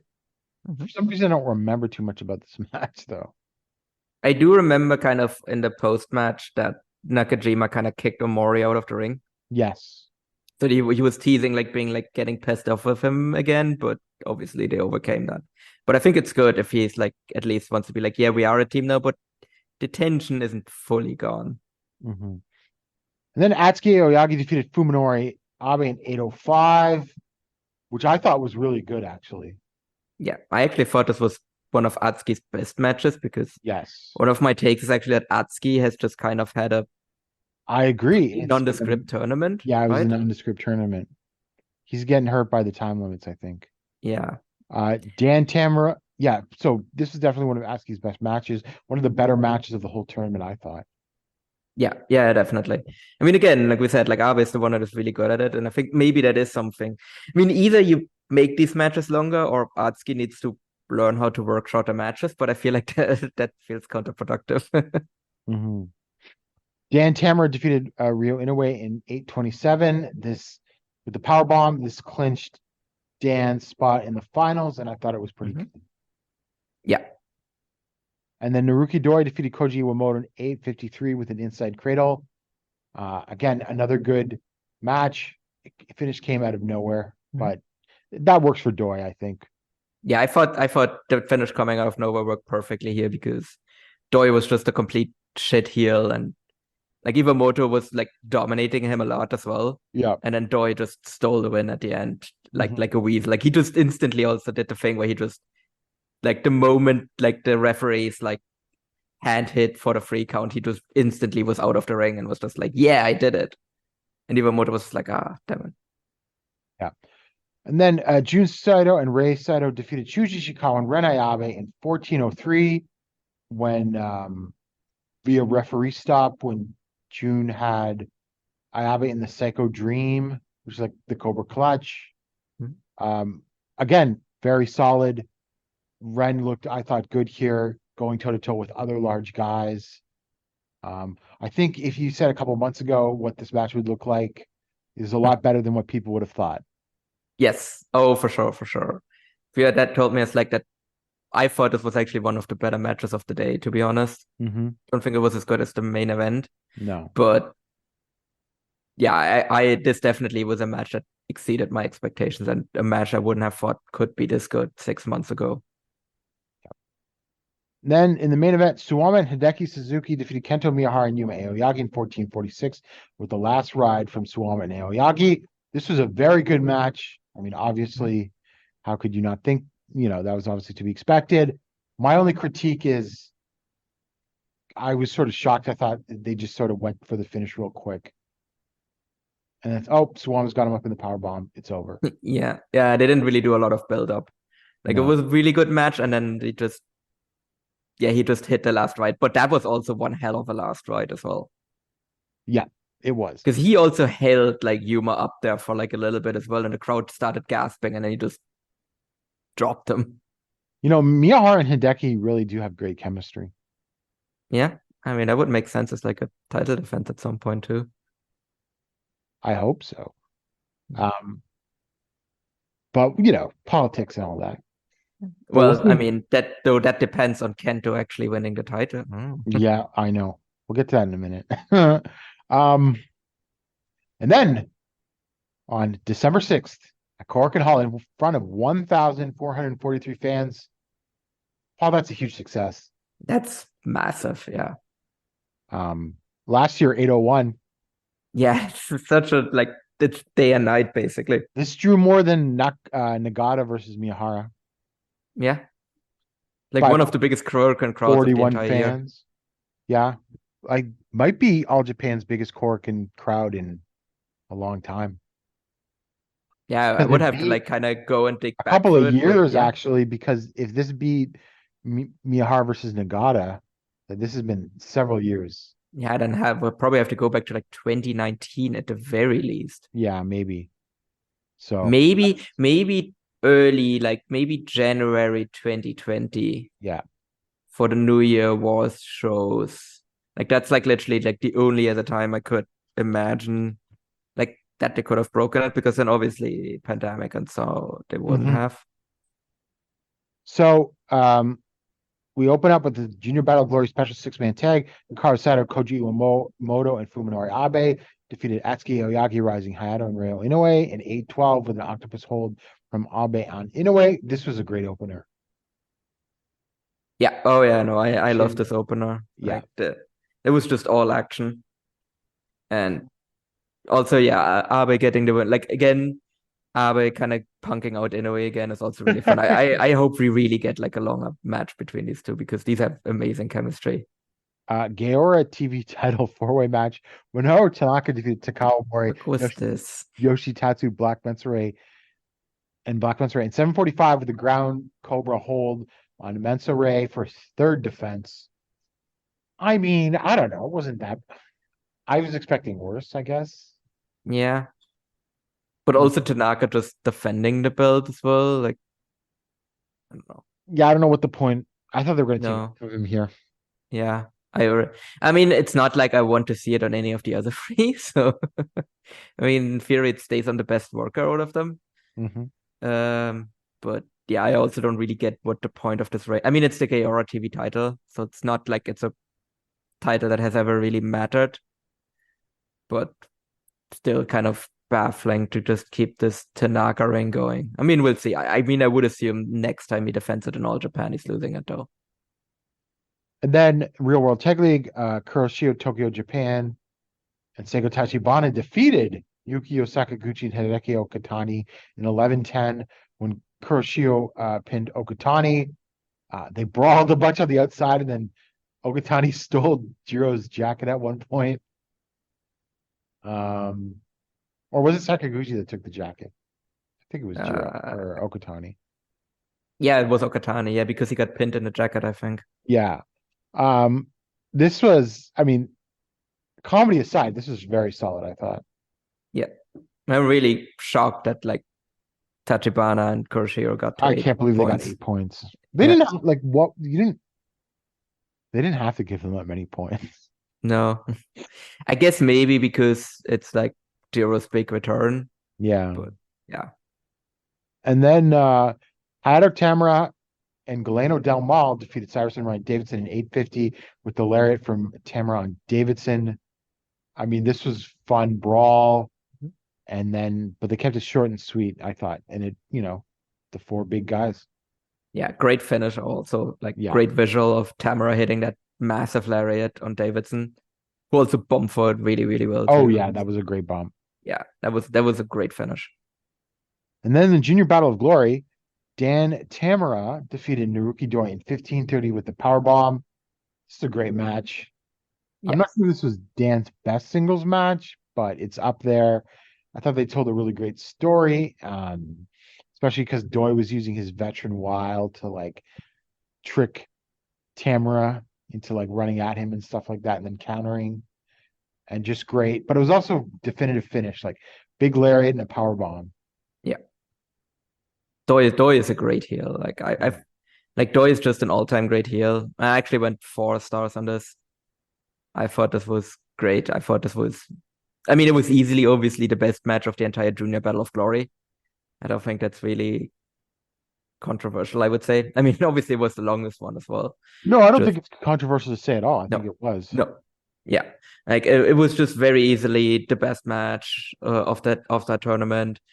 Just perfect structure as well. I mean, as you were saying, like, Doi just, like, great. Like, because I feel like it was this really interesting thing where like Doi was like outsmarting Tamara all the time. Yeah. But then like Tamara had to like still be like he was still kind of the underdog, right? Because he was like up against like a literal legend.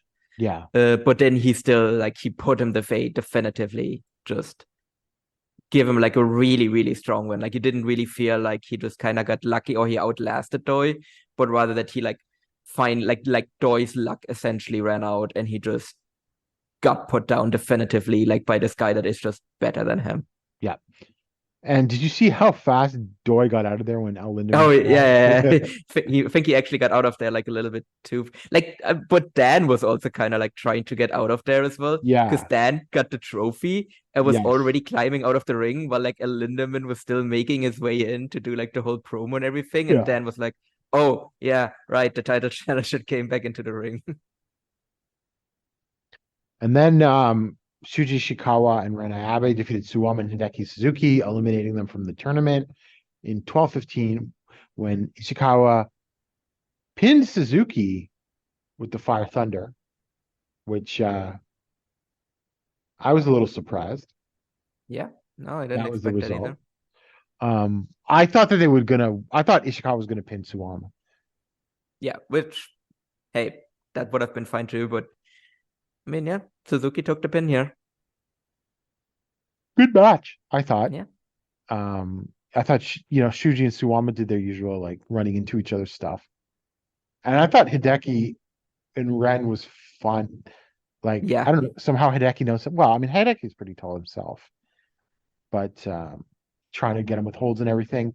Yeah. But they swerved us. Hideki is really sneaky tall, I would say, because you never think of him as a tall guy, but he is He's very tall. Yeah. Paul, they swerved us after the match.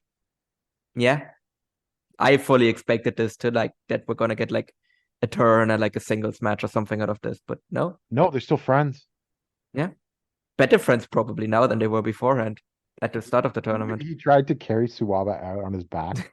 You should have. Well, actually, no, you can't even make that joke anymore because Nakajima is literally the Triple Crown champion and he's doing really well. It's funny. Well, after that fall, I thought that they were going to get into a fight, but no. No. I mean, maybe they will still like fall apart or not. We'll see. But yeah, I mean, for now, that team stay. I mean, I like that team actually. So I'm not. Look, I have to say, I still think that match the first night was bad, but the stories went in a perfectly good direction. Yeah, it's to me, like I said, like I already like I think with hindsight, it's not as bad. Yeah. But yeah, it definitely was very frustrating that they did that on the final night. But like I said, to me, it makes sense in hindsight why they did it. Yeah.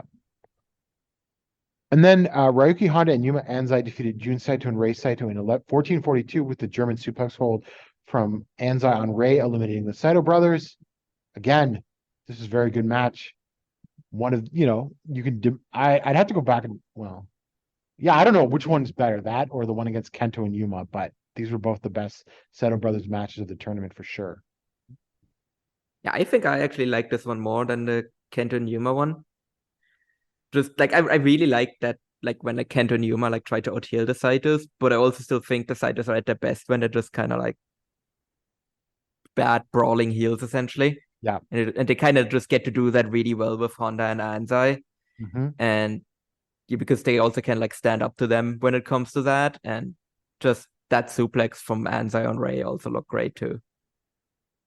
Yeah. For sure. And then in the main event, Katsuhiko Nakajima and Hokuto Omori defeated Kento Miyahara and Yuma Aoyagi in 20 minutes and 30 seconds with the Muso Essen from Omori on Aoyagi. I don't think. Do you think this is the best match of the tournament, Paul? Or do you think Raw was better? No. I think this was better. Okay. I mean, this is an incredible match that was up there. Just obviously, like all the Nakajima versus Miyahara stuff is electric, and also the structure of this match is built around giving Omori some shine, even though like Omori got beat down for a while and then made his big comeback and pinned Yuma and everything. So it was constructed perfectly like that. Crowd loved Omori winning. Oh yeah. I did not expect that at all. Like I was like legitimately when that finish happened, I was like, whoa. Yeah. It's like, okay, that's a big thing and then it also became clear that like that's basically, I mean, it just kind of booked both of these tournaments like really well because they at the end of the day they got two young guys over through the tournaments. That is true. Regardless of whatever quibbles I have about some of the late tournament booking, this was mission accomplished big time. Yeah. You put Dan over, you put Omori over. And I think with Omori, it really only became clear when he got the pin here. Yeah. For sure. Because that's what all of this was building to, was him getting a pin on Aoyagi, which is big. Yeah. So that's a huge moment. And Nakajima respects him now. Mm-hmm. Omori tried to slap him, and then Nakajima slapped him back. I mean, hey, Nakajima is the new age Inoki. I know. Nakajima, I think, offered a title shot to Omori. Yeah. But I'm not totally sure on that. I mean, Omori is a guy that would make a lot of sense as like a title challenger on the 3rd of January. So that's the Real World Tag League. Mm-hmm. Paul, now I call the I can't say that I knew Nakajima and Omori were winning, but I called them winning like a week ago. It just Yeah. felt like it was going that direction, and I'm not Yeah, sure because what the point of once New Kento and Period got Yuma eliminated, right? and Kento and Yuma winning again was just pointless. Yeah, no, that would have been like overdoing it. That would have been like, which one was it? The last like real world tag league that Violent Giants won, where it's like, okay, you've, like done it so many times Oh yeah, now. they beat Jake and Like, Dale. Yeah, yeah. there's no point to that. No, so once New Period, like I actually was like, okay, once New Period was out, I was like, okay, so then it has to be between like Nakajima, Omori, or Suwama and Suzuki. Mm-hmm. Because I also don't think like that Kento and Yuma were winning. Mm-hmm. So we'll talk about what's coming out of that in 1 second, but the next show is on December 21st at Shinkiba. It's New Age Chronicle #2. We've got Seigo Tachibana, Takuro Nikki, and Takanori Ito versus Kuma Arashi, finally returning to All Japan. Jun Tansho and Soma Watanabe. A little Wrestle 1 reunion there. Yeah. I'm happy to see Arashi back. It's Yeah. weird to put him on a new age young guy show, But technically, it's less than 10 years of experience. is that still the case with him? That's a good question. Because he was an early Wrestle 1 trainee. No, he is. He made his debut in 2015. Oh, really? That's later Yeah. than I thought. So yeah, he's 32, but yeah, Mm-hmm. less than 10 years experience. And then Ryo Inoue and Issei Onitsuka versus Takuya Nomura and Fuminori Abe. That's going to rock. Mm-hmm. Hokuto Omori and Takahiro Katori with whatever gimmick he's doing, like a dog or something, versus Yushi Ishikawa, Big Japan's Yuki Ishikawa. Yeah, because And the other one is definitely not under 10 years experience. Yeah, and Renai Abe, Dan Tamura, and Hayato Tamura versus Ayato Yoshida and Kazumasa Yoshida, Big Japan, versus the double Iwasaki team of Toa Iwasaki and Koki Iwasaki. And then what I assume is going to be the main event, because they haven't done the match orders yet, Yuma and Atsuki Aoyagi versus Jun and Rei Saito. Yeah, but the Dan match is definitely something that was like booked over like a couple of beers in a pub somewhere, right? Because someone was like, would it be really funny if you just put a bunch of guys with like the same name and team them together and put them in a match? Mm-hmm. Because it's a booking idea I would come up with after a couple of beers in a pub. So then we've got December 31st at Yoyogi National Stadium #2. So it'll be Al Lindemann versus Dan Tamura for the PWF World Junior Heavyweight title. Shotaro Ashino return match. Shotaro Ashino and T-Hawk versus Kuroshio Tokyo Japan and Seigo Tachibana. And that'll probably be good. Yeah. Is that maybe why they gave them this many points, so that Ashino isn't facing like a complete like joke team that just lost a shitload of matches? Yeah, I don't know. Well, I assume Jiro's going to be around. Yeah. And I mean, like, but obviously, like, Ashino's Are you going to the DDT show on January 3rd? January 3rd, I might be, Because it's going to be Jiro versus Dino. Maybe I'm not. I was gonna say, does that? I mean, I'm definitely gonna do the All Japan show on that day, and yeah, we'll see about the DDT show. Then Atsuki Aoyagi and Rising Hayato versus Yuki Ueno and Toei Kojima, which that should be really good. Yeah. Yep. And then of course Katsuhiko Nakajima versus Kento Miyahara for the Triple Crown. Yeah, and I assume we're gonna get like a few more like undercard matches on this. Oh yeah, we've only got 1, 2, 3, 4 matches announced. Yeah, and there's like a bunch of like people on the All Japan roster that are still missing from. Yeah, they load them up. There'll be like 8 to 10 matches, I assume, at the end of this. Yeah. Paul, is Nakajima winning this match, or is he might be?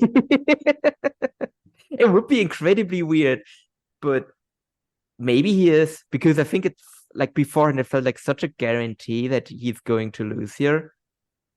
But I feel like maybe he's holding, if he's winning here, he's holding the Triple Crown until after the Champion Carnival. You think that's a wise idea, given his history as the top guy in a company? Okay, here's the thing. if you asked me this at the beginning of the year, or not even beginning of the year, but like, I don't know, 3 months ago, I would have said no. But he's been drawing really well in All Japan so far. But is that because everyone just wants to see this match? That's the big question, right? Like, is it just because they want to see this match, and if they don't get the result, that cools off the promotion, or is it? Well, so like, because we were always like, oh yeah, like I get why Noah doesn't want to push Nakajima anymore because he's just not drawing well. But maybe it was Noah all along that was like holding him back rather than the other way Sure. around. Of course. But here's my other question. Do fans revolt if Nakajima wins? I don't think so, because I feel like they're smart enough to know that even if he wins here, Kento is gonna get that win eventually. Like, I feel like if Nakajima wins here, then Kento is winning the Champion Carnival and beating him afterwards. You think that's the wisest idea? To have Kento win the Champion Carnival? No, I just keeping this reign going. I don't know. I mean, on the other hand, he has a lot of like fresh challengers still, right? Yes. Because he hasn't, like, he's really like, this is his first title defense. Mhm. So if you want like a lot of fresh matches, and if he is actually staking around, you know, you can do that. Because with Kento, like, there aren't that many fresh matches. That's the problem. Yeah. Well, hold up. Then it's like, but like, I feel like regardless, I think actually Nakajima might be sticking around past the Champion Carnival now. Well, yeah. Well, let's get to these next couple of points. January 2nd, Battle Royal, the annual Battle Royal. Yeah, I don't know. It would be weird if I'm in Japan and I'm missing out on an All Japan Korakuen, but this is also cutting it pretty close for me, going from this show to the Noah show. And Ariake. Yeah. So I'm gonna have to think about it at the very least. So that's all it's been announced on January 2nd. January 3rd, President Fukuda has said there's going to be a special assassin challenging for the Triple Crown. An aerial assassin? Special. Not aerial? No. No. I don't. Yeah, I mean, I know it's not gonna be Osprey, because like it would be incredibly cool. Because regardless of who's This was Triple Crown after champion, if this was after January 4th, I could believe that. Yeah.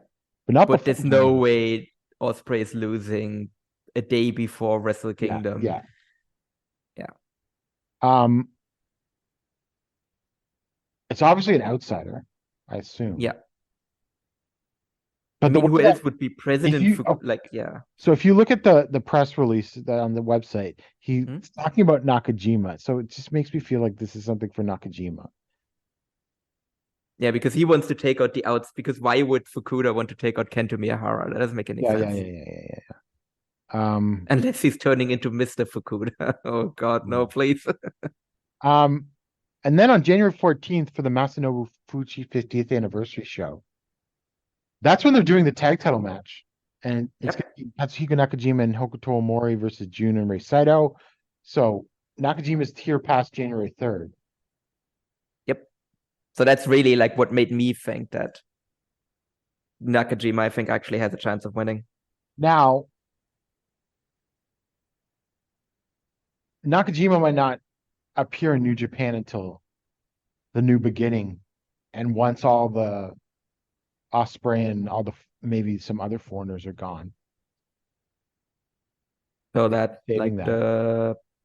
because I was always thinking that he was gonna pop up on Dash. Yeah.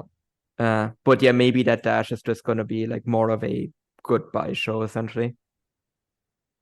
Right. I mean, Like actually, nothing's Osprey. stopping him from showing up on Dash if he's lost the Triple Crown, really. Yeah. He just can't pop up there if he's the Triple Crown champion. That would be weird. Yeah. So I wouldn't rule it out, but it certainly brings the result of January or December 31st way more into question. Yes, because beforehand I was like 99% certain Kento is winning. Now I'm actually more like 60-40.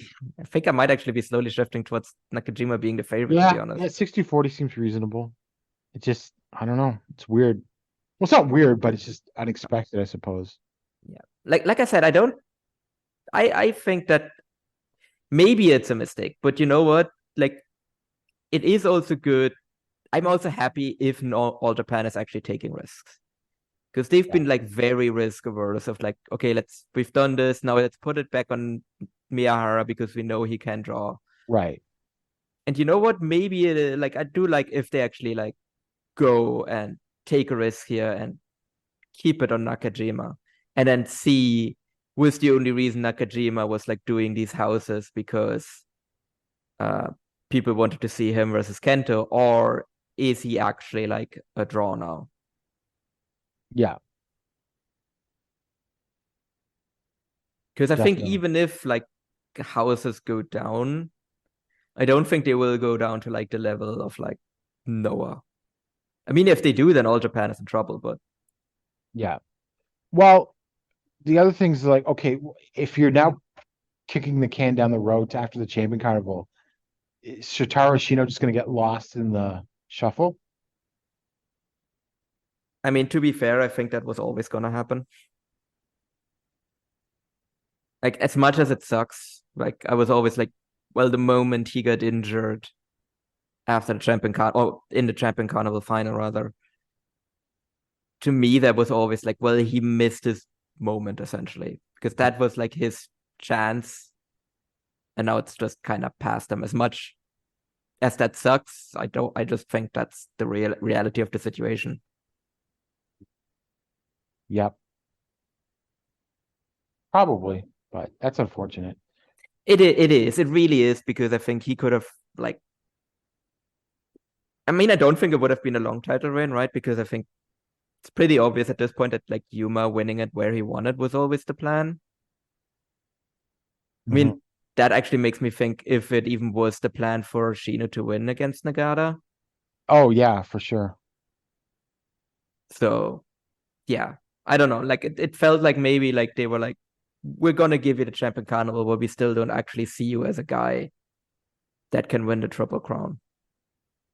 Well, we'll see. I mean, it's still going to be a big boost for the company that he's back. Yeah. And especially if Nakajima continues his reign. Yeah, oh yeah, no, that's actually. I mean, there's history there. Like there's history there with like Ashino and Nakajima from Wrestle 1. Yep, for sure. Because like you can build that up as basically, yeah. I mean, last time Nakajima came into a promotion, he took the title of Ashino. Yep. And also, I think we should mention it as well for Yoyogi in general. Tickets are flying off the shelves. They are. Like obviously like the like most expensive one has been sold out for a long time now. Special ringside is sold out. The first floor tickets are sold out. So yeah, this could be like their biggest crowd in a long time. Without sponsors too. Yes, without sponsors too. Yeah, that's the other thing. Like they're not selling. Doesn't seem like they're tickets. papering. Yeah, like this is just legit. Well, technically, like, I believe those massive tickets are house. paid for, but people just buy large blocks of them. Yeah. You know. No, this is a legit house. This is a legitimately big house for All Japan. Did they break 3,000? I think if they're selling out the last, like, because there's still like arena tickets left as well. Like the arena B tickets are still left. Yep. So if they sell those out as well, I think they might. Like if they because they've already filled out the first floor, which is great. Because at that point, like the only tickets left are like the cheapest tickets essentially. Which they might get like a pretty decent walk. Like, because basically if everything else is sold out, like they might get like a strong like walk in on essentially. For sure, definitely. Oh yeah, and then Nakajima came to the press conference dressed like Antonio Inoki, the red towel over his neck and everything. Such a big move to do to All Japan. I know. I mean, he's cooking right now. Yeah, he's really cooking. And that's why I'm also saying, like, maybe actually having him continue this reign isn't the worst idea. No. But I just got the vibe that he wanted to do all sorts of stuff, and I just find it interesting that he's just settled into All Japan possibly now for a longer term thing. Yeah. I mean, yeah, who knows at this point? Yeah. I mean, it could also be like we build all this up and then he just loses to Miyahara. Then he loses the tag title match on the 14th, and then he's in New Japan at like New Beginning in Osaka. Yeah. I think waiting to debut him after everyone else has left is not actually a bad idea either. Yeah. Well, I mean, we don't know how many people are actually leaving, No. but I still think Zach is actually staying, because I haven't seen anything that he's signed anywhere. yeah. But Osprey for sure. Oh, Osprey, yeah, Osprey we know is gone. Well, we know.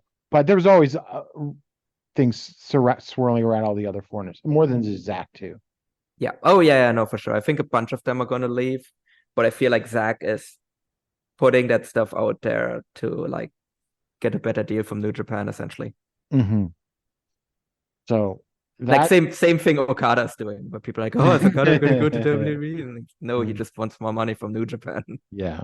Oh my God. I can't believe that story has picked up legs. I hate it. This is one of those moments where it's like you just want to play gatekeeper. Oh yeah, no, for sure.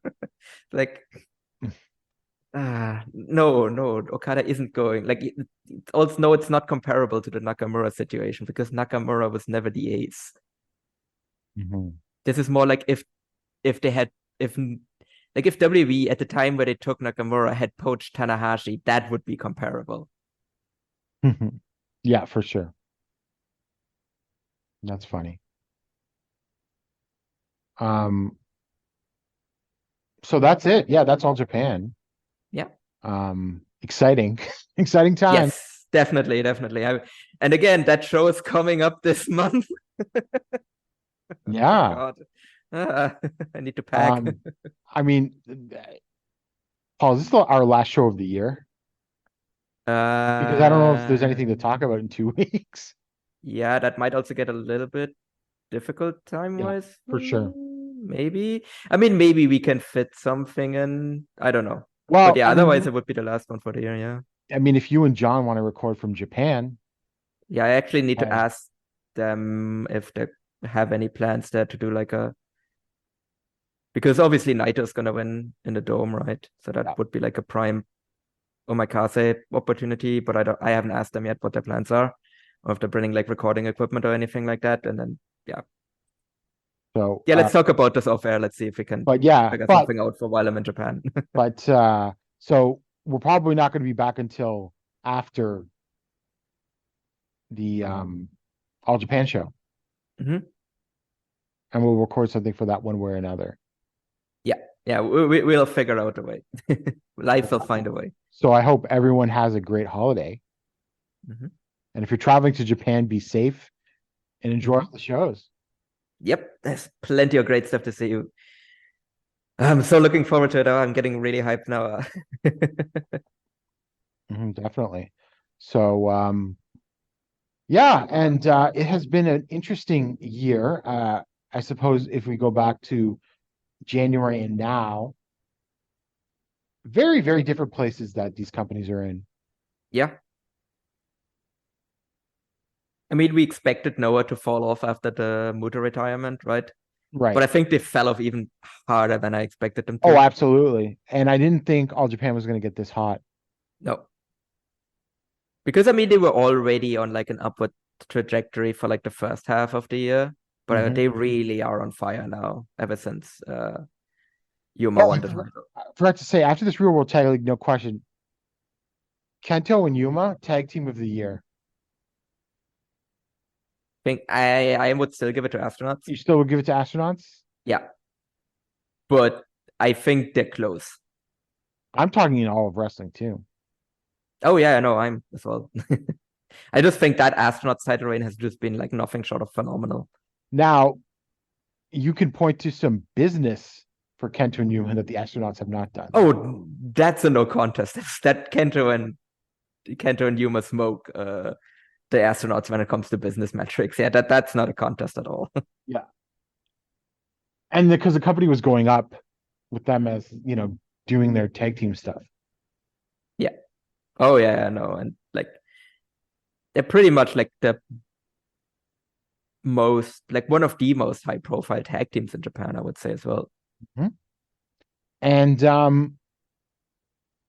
is All Japan the promotion of the year? Yes. That's not a contest. That's just they were already pretty good first half of the year, but the second half of the year just makes that a no contest for me. And Booker, whoever it is. Whoever is booking All Japan, yes. And let's not go for like whoever speaks with the foreigners. No, let's not. But whoever that is also the Booker of the year. I still think it's a committee of like Suwama, Ishikawa, Omori, and I think Yuma. Yeah, well, we'll because see. Yuma had that whole thing, right, where he like loudly complained, and then the booking very noticeably changed after that. So I think he actually has a spot on there now. Yeah, but that's still all speculation. I would like to know. The other company I would even consider giving promotion of the year to is CMLL. Yeah, because everyone else, like AEW, is like really shit the bed in the second half of the year. Big Japan sneaky. Big Japan is sneaky, definitely, but I mean, I don't know on the other hand, promotion. Their business hasn't exactly changed. Their business is bad, and for example, so on the 30th, there is kind of at the same time, there is a Big Japan Korakuen and a GLEAT show in Tokyo Dome City Hall. I'm probably gonna go to the latter because I like the card more. Well, you can see Hayato Tamura hopefully win the title. Yeah, that's the main thing, and I get to see like SB Kento and Takuma Fujiwara. So, oh, I totally missed this. Did you know that Kaito and Alejandro are going to be on the Final Gate show? Oh yeah, I forgot to talk about this. Yeah, they're challenging for the Twin Gate. Yes, Yuki Yoshioka and Dragon Dia versus Kaito Kiyomiya and Alejandro. I mean, that should be a fun match. It's just weird Kaito coming into like a junior promotion. They're going to lose, right? They're going to lose, yeah. I know Kaito's not going to drop the fall, but it still doesn't. I mean, also, did you see the multi-man that they booked like Kaito in, where it's like him and a bunch of jobbers versus Okada and Tanahashi and Ishii and Yano? Yeah. I guess since we're on the outsider thing, also, I watched Mao versus Rei Seto in the Dio. That was actually a pretty good match. I've not gotten to Yuki Onaya versus Rei Seto, but I've heard that it's not bad. Okay, for a big match. So yeah, I might have to do a bit of a DDT catch up since I'm just watching at least one of their shows. I'm just watching the Rei Seto match.